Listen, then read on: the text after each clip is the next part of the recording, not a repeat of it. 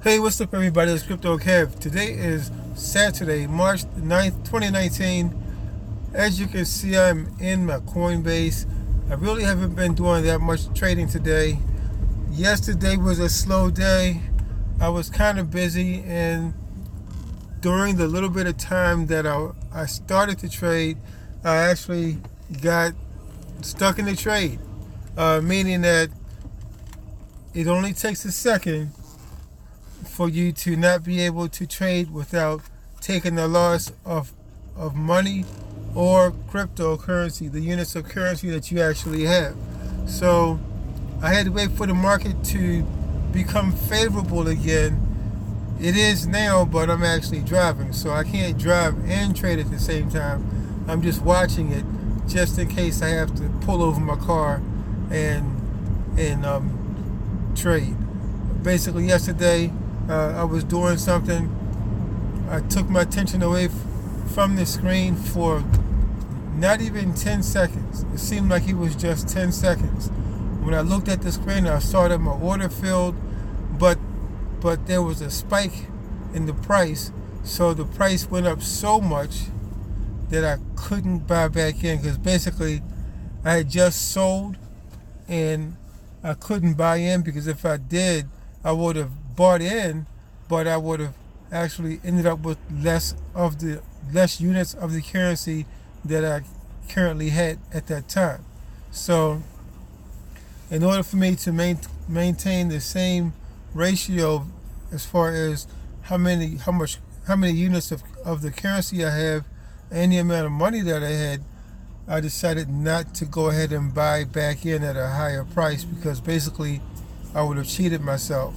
Now, I missed out on the opportunity to make a lot of money last night and this morning, but now I'm able to get back in. Basically, I sold Litecoin.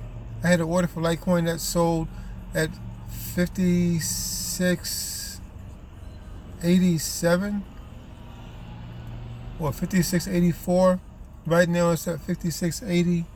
I can sell it now, but the reason I'm not selling it is, not buying it. Actually, I have it listed. You see at the very bottom, you see I have an order for $55.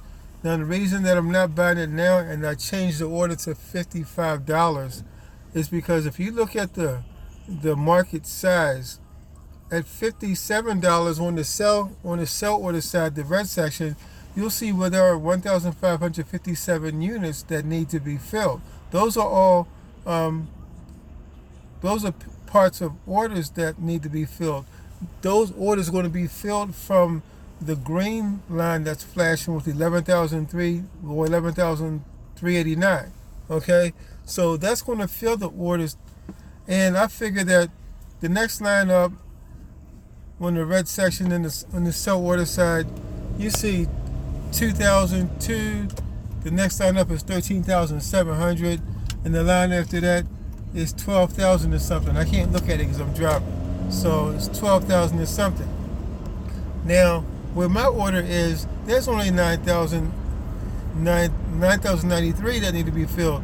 So basically, the first two lines are going to use up the 11,240 that's right above where my order is, and then the next line of 12,000 is going to fulfill the orders that are in the line for 9703.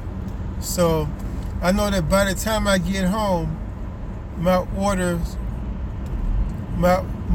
will be on that very first line. So that gives me time to go out and run around, do a couple of things, and then go back home. And basically, that's how I trade sometimes. If I know I'm going to be sitting in the house, I'll put, or wherever for a while, I'll put everything with the aggregation on. Right now it's set for $1. Everything is separated by $1 increments, but I'll have it set for 1 penny.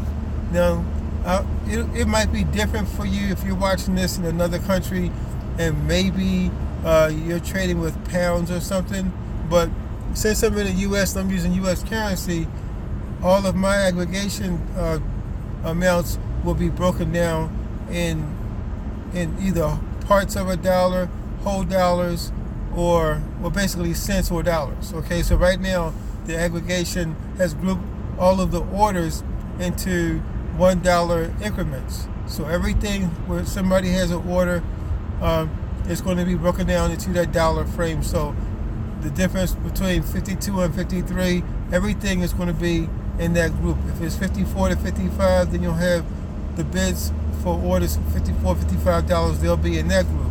So that's something that you'll pick up along the way as you look at the screen and do a couple trades. You'll start to see something that you didn't see the last time that you traded. So right now, I think I have about $1,090 altogether for Litecoin, and Litecoin has been working like a charm for me lately. And actually, I don't promote one coin over another. I just like to show what I'm doing, just in case somebody might be interested in a certain coin and not know if it's something that they want to do. All I can do is just tell you to just do your research. I can't really recommend one coin over another, because if something happens, I mean, as far as timing, and when it comes to trading, timing is everything. I mean, it is everything. We could both be trading the same coin. I could make a bid 10 seconds before you and have completely different results. So timing is everything. It's like part chance and whatever. It's luck, chance, whatever you want to throw into the gamut. It's all those conditions that determine the outcome. All you can do is make a prediction, place your orders, and hope that the results are favorable. That's really all you can do. Some people are good at it, some people not so good. Okay, me, I don't know. Maybe I'm lucky, maybe I'm not. Maybe I could do better. Maybe this is the best I can do. Maybe I'm not doing as well as I thought I'm doing. But as long as I'm making money, that's all that really counts. So I'm about to make one more stop before I get home. And I'll be just unwind, wait for my bid to get on, to move up one more line until when we get into the $57. I mean the 50. What is that? We're on 56 now. Okay, waiting for it to get into the $55 range. Once it gets there, I'll just check it out and see if I need to stay there, or if it's okay for me to move down to the $53 range or $54 range. Okay, so you always have to keep your eye on your crypto when you're trading, because it's not going to stay the way you put it, basically because there are other people involved. And when people are buying and selling and moving their money from one point to another, it's always going to affect your position. So it's always a good idea to keep your eye on it. You can't don't just like trade like you're hodling. That's not going to work for you. One day something's going to happen and you'll have your trade, you'll be stuck in the trade. You'll come back and see that something happened and you won't be able to do anything. So anyway, I'm about to park, and yeah, I can park right there. I'll see you in my next video.